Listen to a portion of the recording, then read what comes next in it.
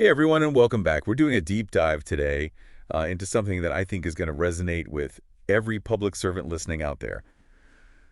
How complex systems really work. Ooh, that's a big one. It is a big one, and to help us unpack this, we're going to be looking at excerpts from How Complex Systems Fail by Richard Cook. Excellent force. Yeah, and this is going to be great because Yeah. it's not just theoretical. This is about, the nitty-gritty reality of the systems that we're working in every single day.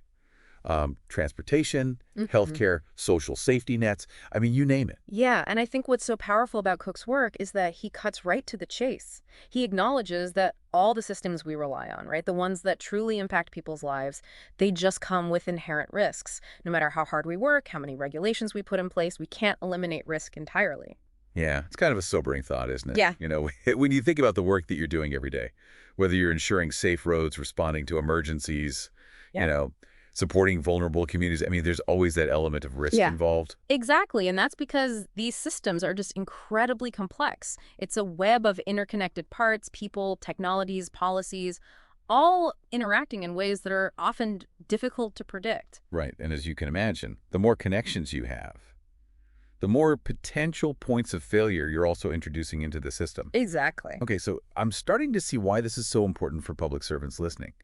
Because we're not dealing with isolated problems here. We're dealing with entire systems that are constantly in flux. But if these systems are so complex and risky, how do we even begin to make them safer? Well, that's where I think the ingenuity and the dedication of public servants really shines, because over time we've developed layers of defense to mitigate these risks. Think about all the regulations, training programs, safety protocols, and procedures that are in place. It's like a safety net constantly being woven and reinforced to catch us when things go wrong. Yeah, that's a really good point. That makes me think of all the times I've seen colleagues go above and beyond using their experience and judgment to prevent a small mishap from turning into a major crisis. There's a real art to navigating these complex systems, wouldn't you say? Absolutely. It's what makes public service so impressive. The stakes are high, the systems are complex, yet we strive for resilience every single day. But here's where Cook kind of throws us a curveball. He argues that this common idea of finding a single root cause for failures is often a myth. Wait, what? So all those times we've tried to pinpoint that one thing that went wrong, we might have been looking in the wrong direction. Yeah, in complex systems, failures rarely have a single isolated cause. It's more like a chain reaction, where multiple factors, none of them catastrophic on their own, kind of converge to create the conditions for failure. So kind of a domino effect then. Exactly. Okay, so instead of playing the blame game and searching for a scapegoat, we need to step back and look at the bigger picture. Precisely. And that's a crucial shift in thinking for public servants. It's about recognizing that failures often stem from systemic weaknesses rather than individual errors. Can you give us an example of how this chain reaction might play out in a public service context? Yeah. Something that, we might encounter in our day-to-day work. Sure, imagine a new policy rollout that goes horribly wrong. At first glance, it might seem like somebody just dropped the ball. But upon closer examination, you might discover a chain of contributing factors. Maybe there's miscommunication between departments, vital stakeholders weren't consulted, or budget cuts impacted implementation. No single factor was fatal in itself, but together they create kind of a recipe for disaster. It's about understanding the interplay of all these elements. That's a great example. It really highlights the need to move beyond that simple cause and effect thinking. When we're analyzing failures in complex systems, we can't just point fingers. We need to understand that web of influences that's at play. Okay, so we've talked about inherent risks and the myth of the root cause. But there's another concept from Cook's work that I found particularly intriguing.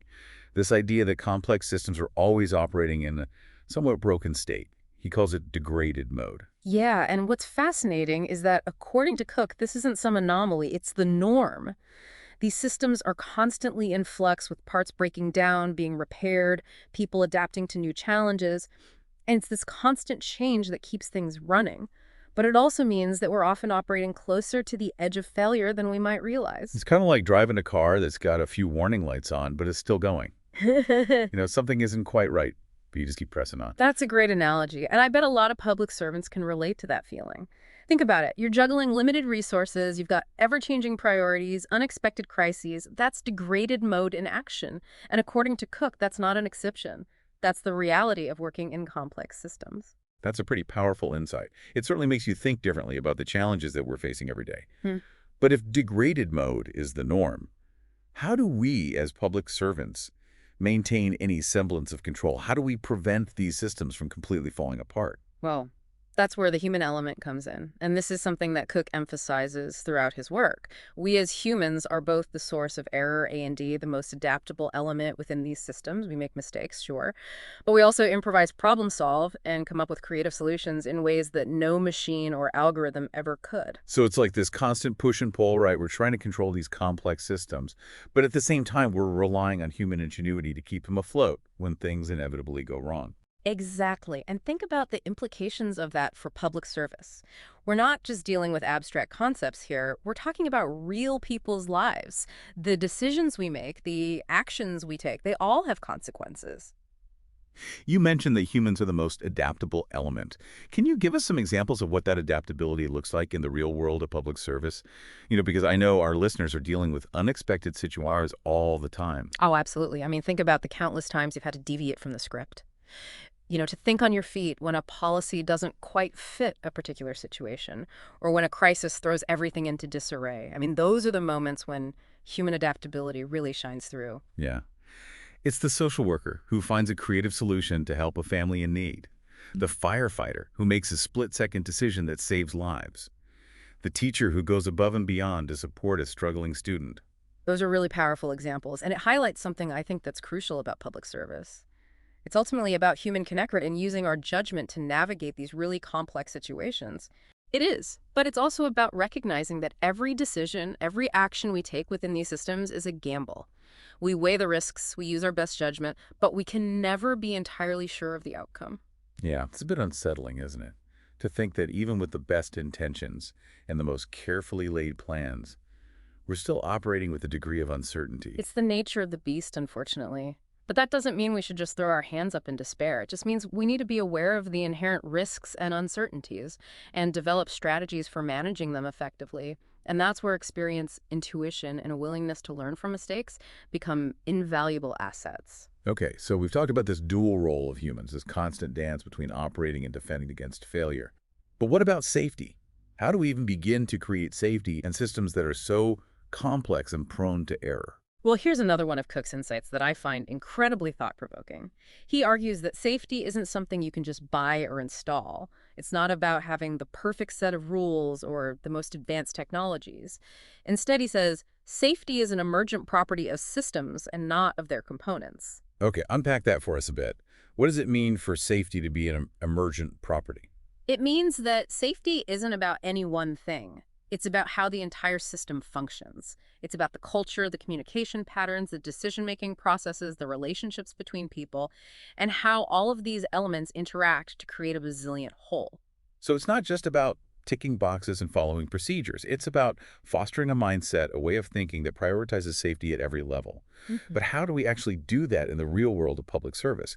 I mean, we're often dealing with tight budgets, bureaucratic hurdles, and a constant pressure to deliver results. You're absolutely right. Those are real challenges. But the key here is recognizing that creating a culture of safety is an ongoing process. It's not a destination.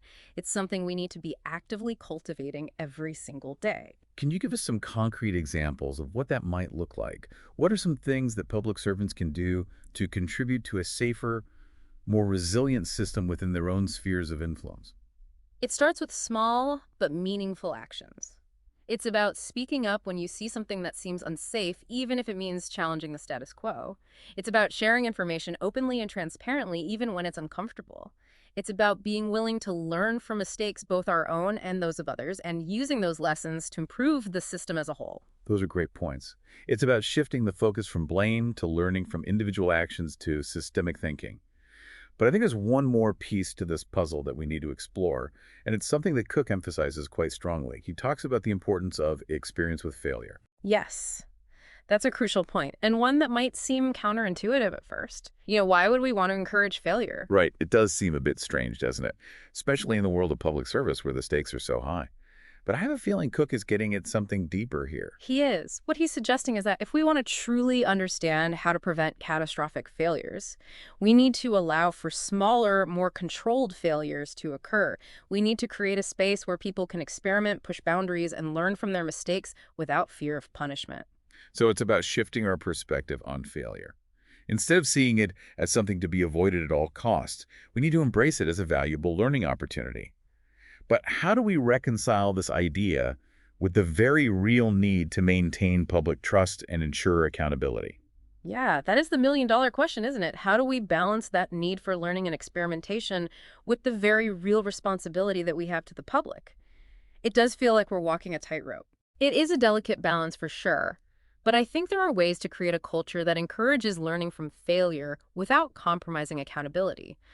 For starters, we need to shift away from a blame-oriented culture to one that focuses on understanding why things went wrong. Okay, so it's less about pointing fingers and more about asking, okay, what happened here?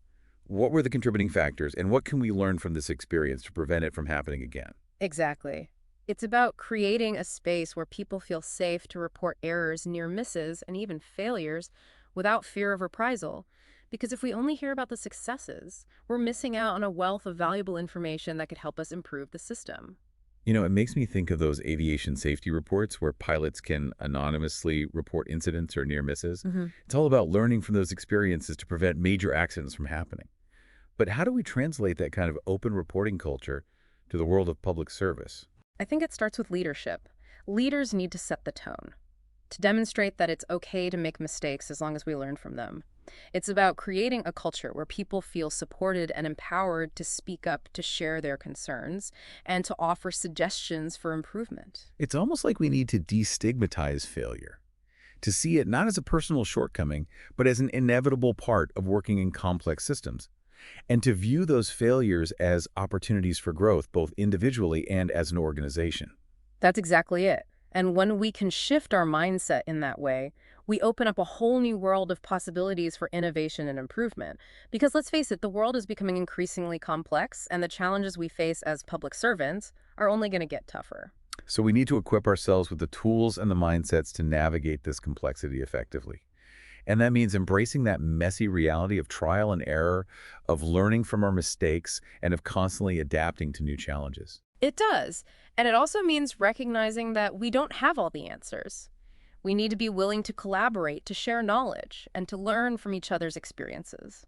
It's that collective wisdom, that willingness to learn and adapt, that will ultimately make our systems more resilient and better equipped to serve the public good. Couldn't have said it better myself. Well, I think we've covered a lot of ground today, and hopefully our listeners have gained some valuable insights into how complex systems work and the crucial role that they play as public servants in navigating this complexity. As we wrap up, I want to leave everyone with one final thought.